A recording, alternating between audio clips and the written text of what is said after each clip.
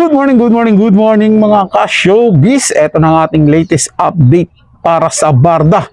Sa araw na ito, hotel staff sa Cebu nagsalita na. Barda magkasama sa isang hotel. Yan po yung ating bibigyan ng commentary reaction, opinion sa araw na ito. Pero bago tayo magpatuloy, ako'y nagpapasalamat sa inyo mga kapwa Barda fans ko dyan at mga ka-showbiz sa inyong patuloy na suporta at pagtangkilik dito sa ating channel. Maraming salamat po sa inyo. At syempre, nagpapasalamat din, bukod sa akin, nagpapasalamat din yung mga batang pinapakain namin at yung mga sakit na sinusuportahan namin sa aming organization. Maraming salamat sa inyong panonood at hindi pag-skip ng ads. Kaya naman kung hindi ka pa nakapag-subscribe dito sa ating channel, ano pang hinihintay mo? Mag-subscribe na at i-hit ang notification bell para laging mauna ka sa mga bagong balitang showbiz. Panoorin at pakinggan ang buong detalye at ikaw na ang humusga. Hotel staff nagsalita. Barda nasa isang hotel pala sa Cebu. Nitong mga nakarang araw ay naging muling hot topic sa social media ang Barda.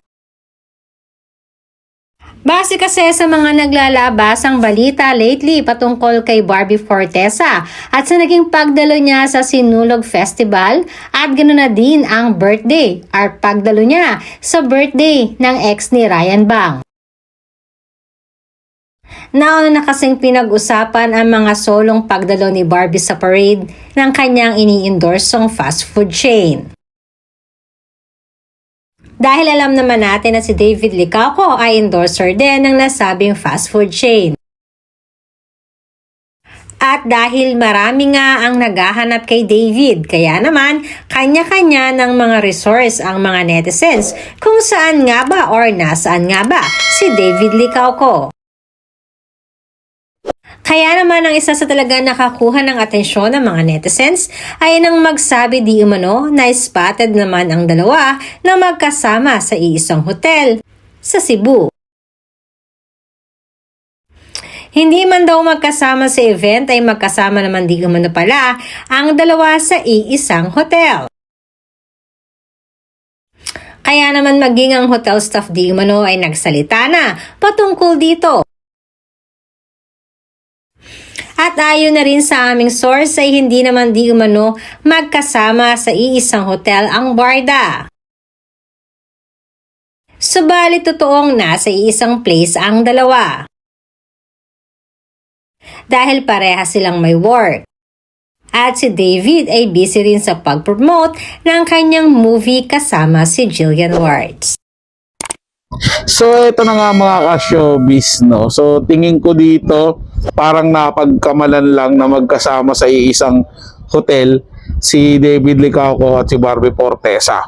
Pero nung nakaraang video sinabi ko na may posibilidad, kasi totoo naman talaga na may posibilidad na magsama sila dahil nga isang artist lang sila ng GMA7, di ba?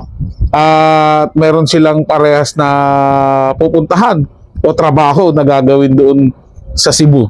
Pero may posibilidad din talaga na maghiwalay sila din ng hotel kung alin man doon yung mapupuntahan nila, di po ba? Pero yung area na yan mga ka-showbiz, mga kapwa Barda fans ko dyan, hindi po magkalayo yan kasi napakarami pong hotel dyan sa Cebu City na magaganda at masyadong magkakalapit lang, walking distance nga lang yung iba mga ka-showbiz eh.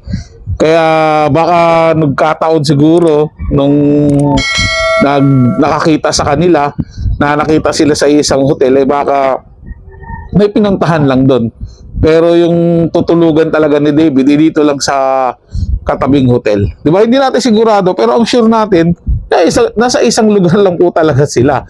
Regardless kahit nasaang hotel pa yan, silang dalawa matutulog kung saan magpapahinga yung mga grupo-grupo nila, yung kanilang mga staff.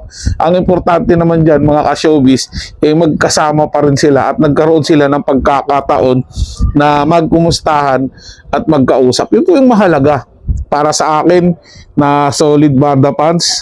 Napakahalaga po sa akin yung mga sandaling yun na hindi sila nawawala ng pagkakataon na magsama at nag-uusap kasi doon mas tumitibay yung kanilang samahan, yung kanilang relasyon. Kaya mga ka-showbiz, ano sa tingin nyo yung totoong pangyayari? Kung may alam kayo kung anong nangyari dun sa Cebu, kung magkasama ba talaga sila sa isang hotel o hindi, i-comment nyo dyan sa ating comment section.